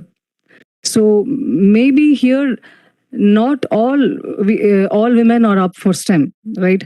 So while we work to increase the number of women in STEM, I think I'm not going to talk about nurture, or nature here. That's a different argument. But while we are really looking into increasing the number of women in STEM, we should really look into giving the women. She enters into this field, we should see how we can empower her, how we can guide her, how we can help her in addressing all the issues that we discussed about and make her grow in that career. I think that's something we should really focus on moving. And I think WISE Council and all the initiatives that they have shown, I really see that's going to help a lot. And one initiative that I really wanted to recommend to Ms. Anandi Iyer is sponsorship. I saw mentorship. I think sponsorship is something you can explore adding into it. That helps women to grow in leadership or in a leadership role. So again, once again, I thank FICCI for giving me an opportunity. This is a very close topic for my heart, because in the last 25 years, as I grew up in my career, the number of women colleagues I have is less. 90% of the meetings, I am the only woman attending the meeting. So I really hope this can change. So thank you very much for giving me an opportunity to talk here. Thank you, Priya. Your passion shows, and I'm glad we have people like you on the council and to support us in FICCI, because that passion will go a long way as we start to change the attitude of men around people that you have, as well as making the biases less. And I think the points you make about compensation, about role models, all of them are part of what we are trying to do. As we try to move that in FICCI, I think there are step changes that we should probably look at that we can make in each of them to do it. I'm going to go back to online and go to Dr. Janavi Raath. Dr. Raath, both Unilever and the Indian version, Hindustan Unilever, is a company that has always understood a strong commitment to diversity and inclusion. The Project Shakti, He for She campaign spring to my mind as some of the ones that are amazing campaigns to promote women leaders and to promote women participation. What would your comment be about what has worked and which campaigns have you remembered, and would you want to recommend similar campaigns for organizations across? So, yeah, I mean, I think Unilever has been sort of incredibly committed, right? And I have to say, we sort of took on this target of, getting equal women in the workforce around 2010 when we were at 38%, and today we are at 50% already, right? So it's all, I think in that sense, I would say I'm extremely privileged to be part of an organization like this, where you hardly ever see the biases, yeah? So even in the workplace, I mean, so, as Priya said, she's sort of the only one in the room. That has never been the case for us. And so, yeah, so you asked me which of these initiatives would I sort of push for? And I think, when I look around, I think the one that I'm sort of really passionate about is this whole sort of, the urban-rural connect. And what I mean by that is, when all of us in the Vice Council as well spoke, we realized most of us come from pretty privileged backgrounds, right? And, we have never seen that bias as much. But then you have a whole other India out there. And I think connecting with that is sort of, critical, exposing them, creating the opportunity, and then, sort of encouraging people who do desire to get into these sort of arenas, right? And in that sense, I think even things like Shakti Ammas and all have been extremely important, initiatives that Unilever has taken, right? So we had a lot of scholarships and things like that as well for higher education. But Shakti Amma is where we did drive sort of, microfinancing into the hands of women, give them those opportunities to create, that money or that independence for themselves, right? And have that confidence in themselves. So that has worked definitely. But from a STEM point of view, I think again in R&D, we do have even in R&D we do have a pretty equal distribution of male and female, and it has been through sort of very focused hiring. So I would say we have had we do try and hire women wherever possible today and sort of build that. But equally, it's about, I think, taking men and women together on a journey. And I think that's going to be extremely important as we go ahead, right? So where you create situations where you say you're going to preferentially hire women, and in today's society, it does become very difficult for men or who are at the same stature to see that, oh, a woman is going to get this job because she's a woman. And I think that needs to be, we need to sort of take everyone along on the journey. So that's the only thing I would sort of add further. So yeah, I hope I've answered your question, but that. No, absolutely you have. And I think you guys are a role model in terms of what you've achieved. The numbers speak for themselves. Yeah. And I think your last comment is absolutely critical, because we don't want a situation where people feel they have been wronged and not given the right opportunity in an equal opportunity.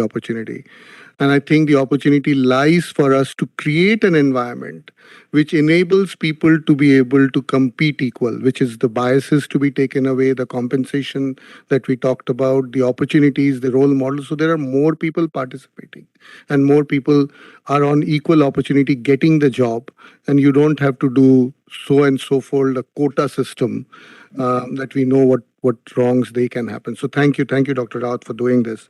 Let me come back to the table and to you, Maria.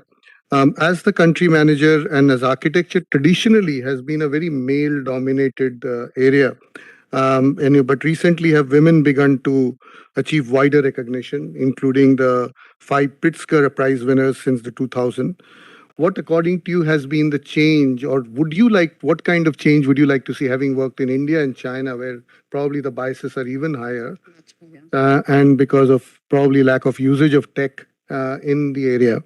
What would you see the role of tech, and what would you see the opportunity to do and grow that in India?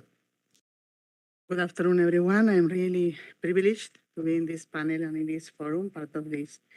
And I'm learning a lot since I came this morning. So not only nowadays, architecture is not like an isolated sector of field. No, we are hand to hand working with civil engineers, with urban planners, and I'm also an urban planner. No? And most of the projects and now architecture is not the idea that we used to have, that creative person who was doing. No, we are part of big projects, and we are changing cities, we are changing the lifestyle of many people. No? And since I came to India more than 10 years now, no, one of the things I came across, actually surprisingly, lots of ladies and girls going to architecture. But I'm coming to the company, but my perception after 2-3 years is, where are they? No, they disappear, and most of them was due to relocation for marriage. Some of them already married, no, going to having their kids, no, and they disappear, and they some of them they never came back again, no. So I started like putting some interest on what's going on here, what's happening, no. And some of things are common not only in China, Europe, anywhere. Okay, these biases that today the Union Minister was commenting are in everyone's minds, also in Western countries. That is not something I think is very much on our nature, no. But what I realized that the first people who had those biases were the women themselves, the architects or the urban planners, the civil engineers. I've been working with many civil engineers and working in projects, big infrastructure projects of thousands of crores. No? And they were the first one who said, okay, am I eligible for this? No? And they were the first ones who were sometimes, they had to be given an opportunity. And I think my first thing that we have been talking today is to give the women the opportunity and to back them up and to make them think and realize that they are capable of doing it. They can do it. They are the first ones that sometimes we are the first ones we think we cannot do it. This is a men-led sector. Fair enough. And then also to help them to face the real problems they have. And I'm going to share with you a small example, no? That is when, and I have faced this several times in my company, no? When people were to come and say, okay, ma'am, I'm resigning, no? I'm putting my letter of resignation. I always, why?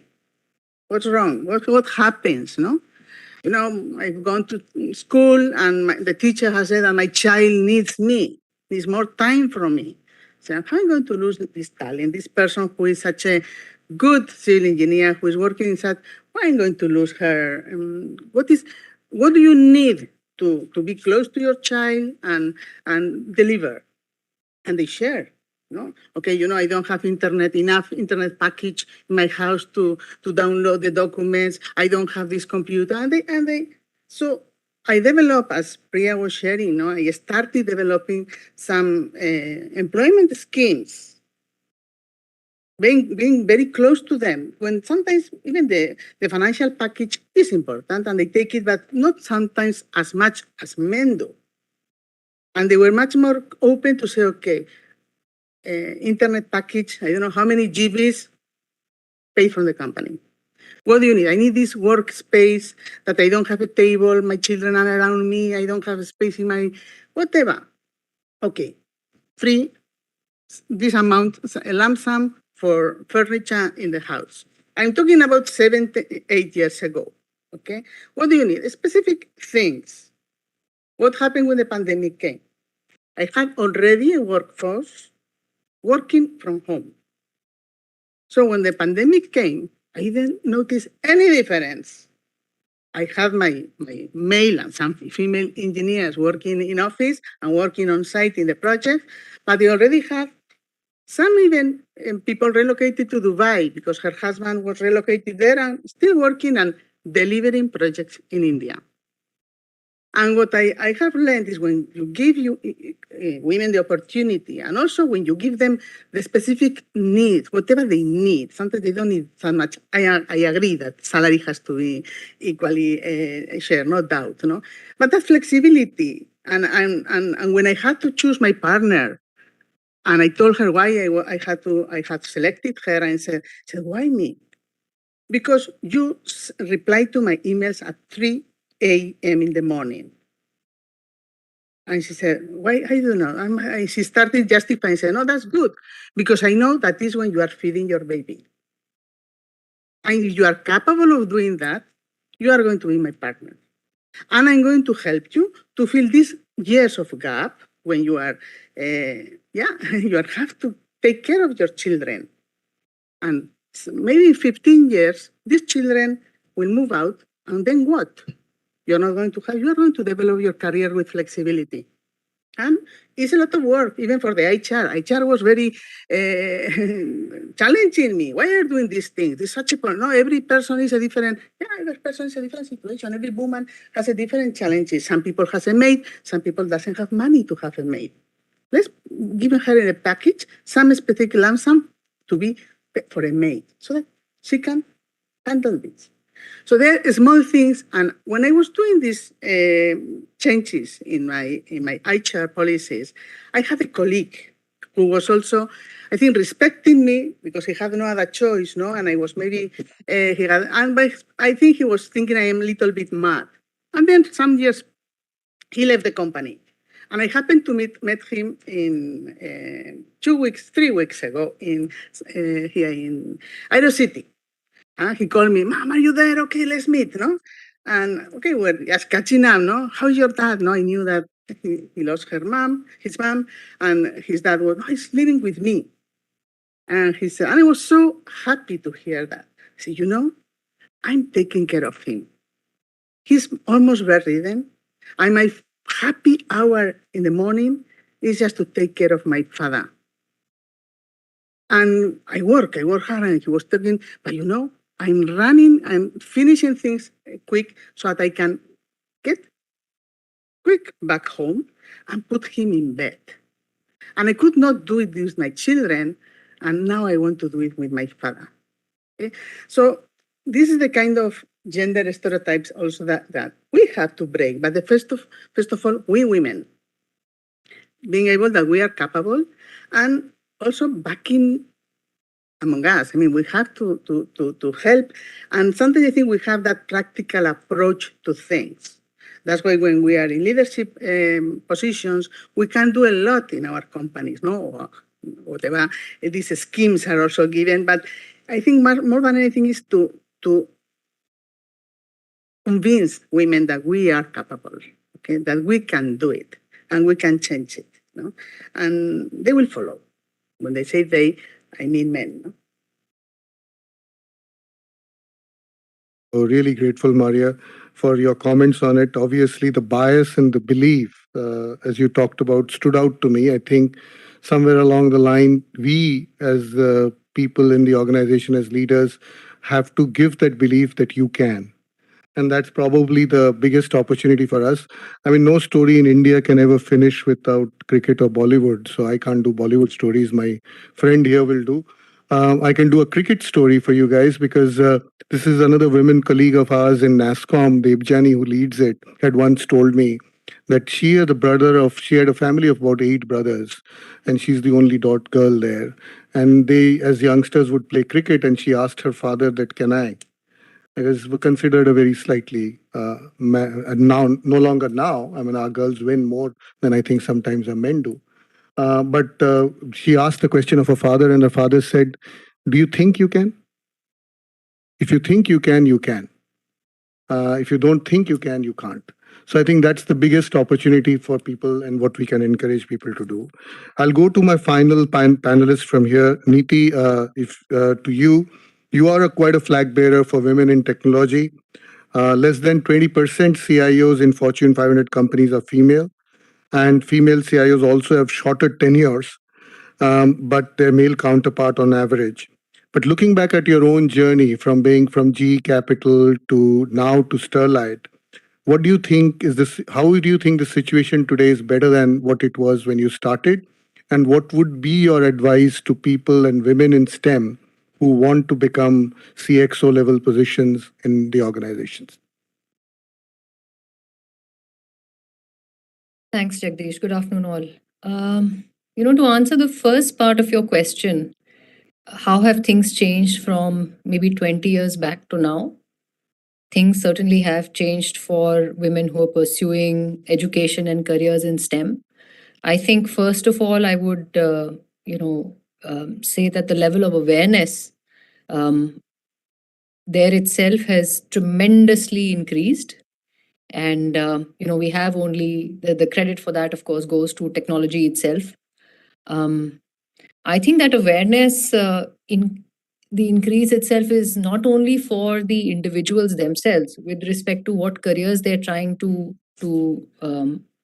take up, but also around them in their support system.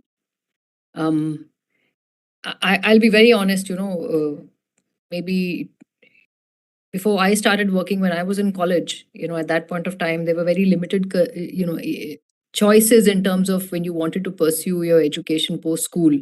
And in India, it was always, if you're going technical, then there are, there's only one channel, and then else you get into medicine and health sciences, and that was it. Technology today doesn't just mean these two areas, it means a lot more. And so for our STEM enthusiasts, really, that awareness and the opportunity is multifold. There's no shortage of it today. That's one. The second thing that I think has changed really is when I was talking about the support system, and I heard Maria, and I have to second what you said, Jagdish, that she was talking from the heart. Is when I say support system, what I also refer to is an extension of it within your work environment. Yes, of course, family and you expect a support system there, and a lot of us get it as well. But when I say support system, one of the things over the years that I tried to build when I was working was to see that for women who are working in STEM and who face such challenges, like some of the examples that Maria quoted, how can we step up to help them? Really. And, one of my previous organizations had a very, very strong women's network where a lot of the women there stepped up to help them. But more than that, I think what we realized is we had to educate our male colleagues on how to support the women to be able to work further. So I think as a member of that women's network, also as a manager, having a few male members within my team, it was my responsibility also to educate them on how they need to support women who are further in their teams, really. What's the level of flexibility that needs to be given? What's the level of opportunity that needs to be given?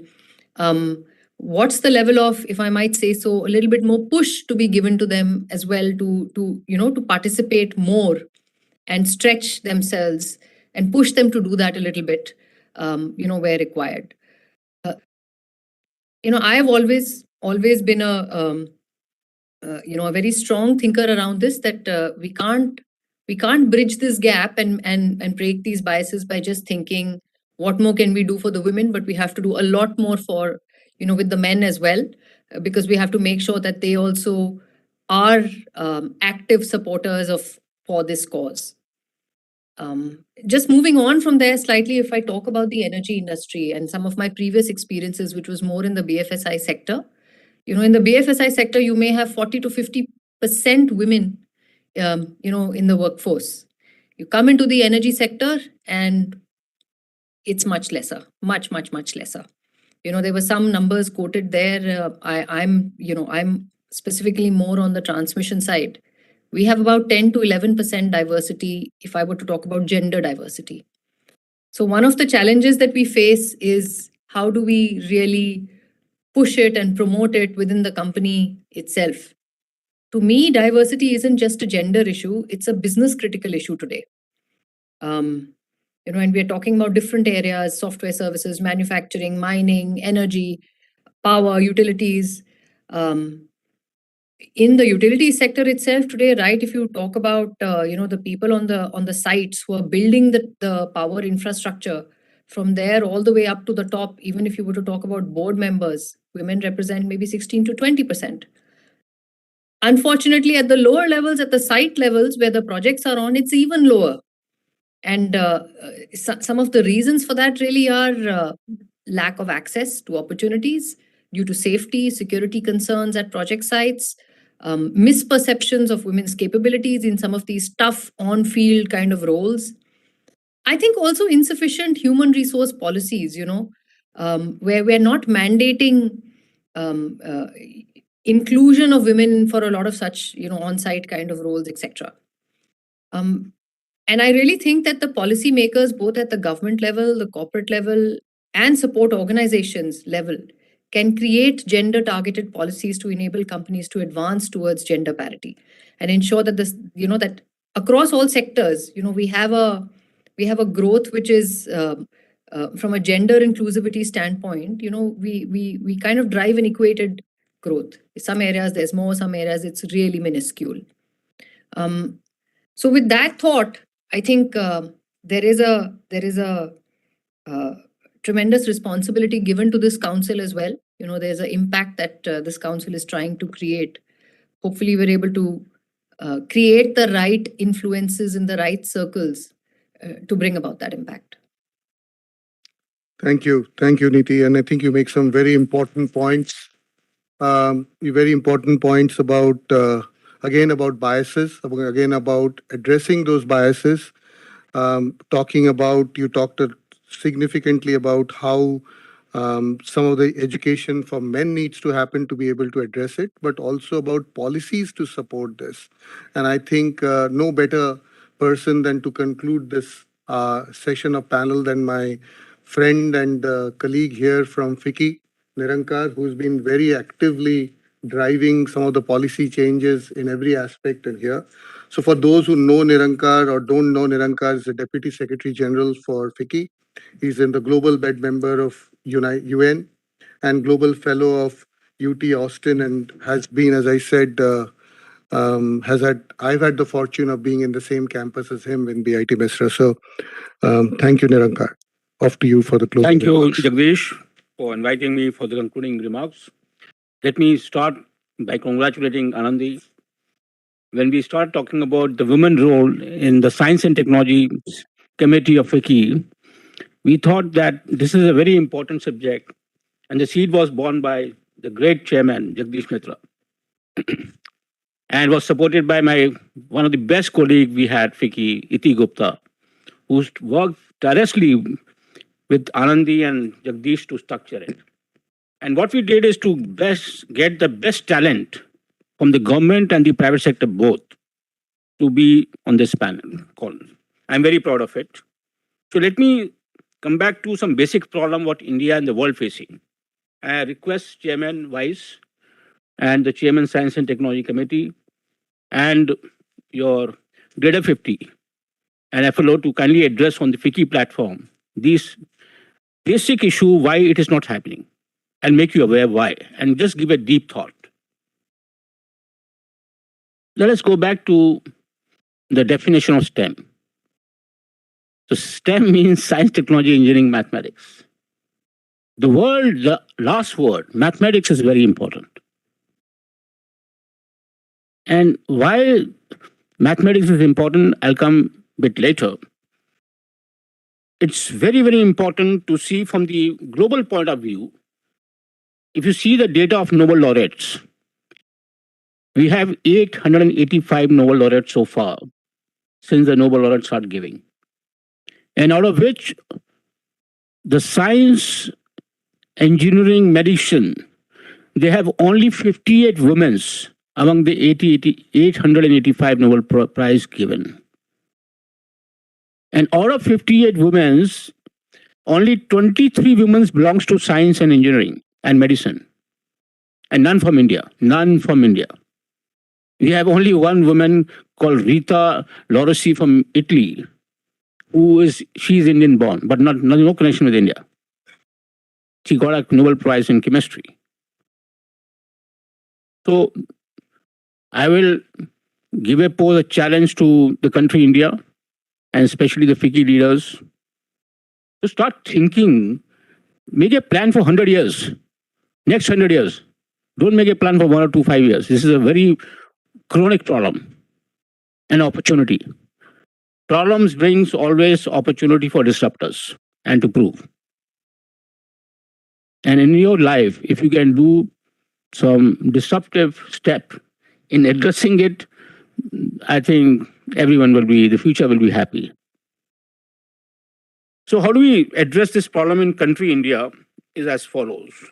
My recommendation would be, and you can discuss among your committee members, my personal recommendation. I'll start with M, mathematics. Start educating mathematics. I would say a fun mathematics. In a fun mathematics means you in a kindergarten, when children grows, they start teaching A, B, C, D, E, F, G, H. There's something called fun education. And Sweden and Norway are the best in fun education. Seed the mind from that level, from the kindergarten side. Step in as you move up and start rewarding to those girls, especially the girls who start adopting it. And country India is very proud, and we have not utilized this funny factor in the mathematics we have is called Vedic mathematics. Shakuntala Devi is a known name in the world. If you combine the Vedic mathematics with modern mathematics, you'll be a magic worm. Start educating Vedic mathematics at this level in the primary education. They'll start loving it. Science, mathematics is not by force, it's by passion. I'm an Olympiad. I studied from Kendriya Vidyalaya. I was scored 100 after 100 in mathematics in my fun.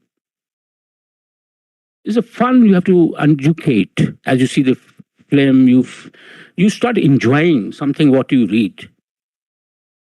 That's the country you should do first. Second, my recommendation would be that after, let's say, the first test of the child is a 10th standard. Especially the girls students who get 100 after 100s, or I'll go up to 98 in science or in mathematics. Corporates like FICCI and their members should reward something very big motivation money, say 10 lakh rupees. Imagine a student getting 100 after 100, getting a 10 lakh at that age. It will catch like a fire in the community. And go up to 99, 90, that's it. Don't go below 98. And start pushing these students who get meritorious numbers, especially not in higher education schools. I would say that the new India, these are some of the prestigious private sectors universities where these people will line up finally in 12th. Start doing something like FICCI, something like tutorial classes. Free of cost, sponsored by CSR or some funding. If you do this, you'll see a magic happening in the next 10 years. Because you have to catch a fire, and the fire have to spread. As wise set up by Anandi, Iti, and Jagdish, spread a fire. I'm very proud of Shalja, Anita, Namnita, the great women leaders in secretaries level of Government of India in coming on the board.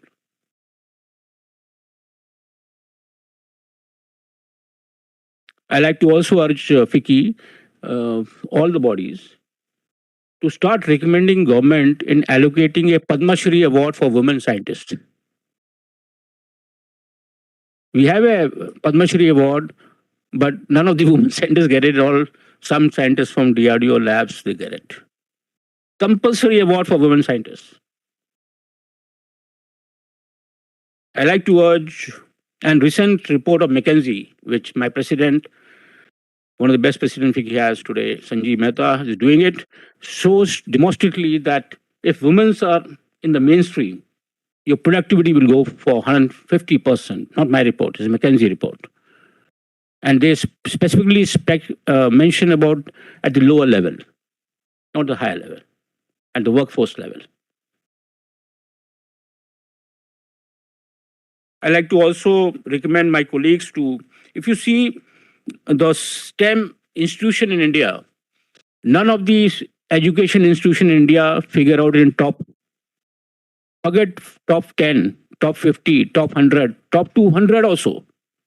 The finest education system we have in India is IIT Madras, which ranks 237 in the world. And we say it's a very good system. So where are we heading? We are the fifth largest economy of the world. Education system is going down. How do we improve it? And you see the vice chancellors in these university or directors in IITs, in NITs, in the private medical school or the public medical school. How many women are the vice chancellors? None. At least I don't know. You have 4,000 approved medical engineering college under ASAT. You have IITs, you have NITs. Where is the vice chancellor director of this institute? None. We should have a reservation. Because women is a power, we should have a reservation in these education institutions at the top level. And finally, I would like to urge a recommendation on CSR. Uma, you can hear it. Your CSR fund in Government of India is about 30,000 crore, touching, right? At least for the girls who are going abroad or in India, you should have, FICCI should make a reservation, make it happen. Certain percentage of CSR fund, pool fund, should be invested in this education system of the girls. Not in toilets and all these kind of functions they're doing. I was good, but this should be a must.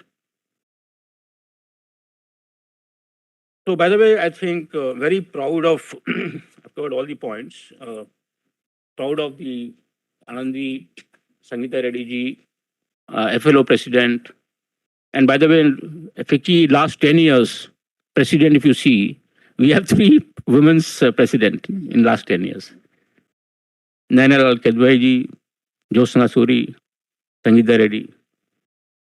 So at least FICCI is doing very good in terms of the leadership. And they need to motivate country India in taking it forward. Friends, while this is a challenge day, make a plan for 100 years. 5, 10, 15, 30. In UN, we normally make a plan for 30 years. And then we step to 15. UT Austin always says, make a big plan. Make a vision. Right? Talk what you see. And start iterating it every 6 months or 12 months. Are you heading or not? Make a plan. It's a great opportunity for disruptors and the leaders, especially the captain like Jagdish and Anandi, who is chairing it. If we can prove it, it will be a miracle for country. Thank you, guys. Thank you, Nirankar. As usual, you've sort of given us more work to do. And a lot of challenges that you put together are absolutely real. There's so much to do. And I think, as always, it starts from one step. And I think WISE was that one step. And I think I've got the commitment, and we are all committed to make this work. So at that note, I want to thank my panelists. I want to thank Dr. Raath, Maria, yourself, Priya, Neeti, and Preeti, all of you guys for some tremendous work. Dr. Iyer for spearheading the Vice Council. Some of the Vice Council members are here. Simi is here. And our Anjali. Hi, Anjali. Yeah, so Anjali is also here, and there were a few people that joined in. And our minister, who did an excellent job of bringing together in her own clear sense of what needs to be done and how we still have some biases in our mind which we don't realize. So thank you, and I think that brings us to the end of this day's session. Wish you all a very happy Women's Day. Wish you all every day to be a Women's Day. And thank you very much for participating. Thank you.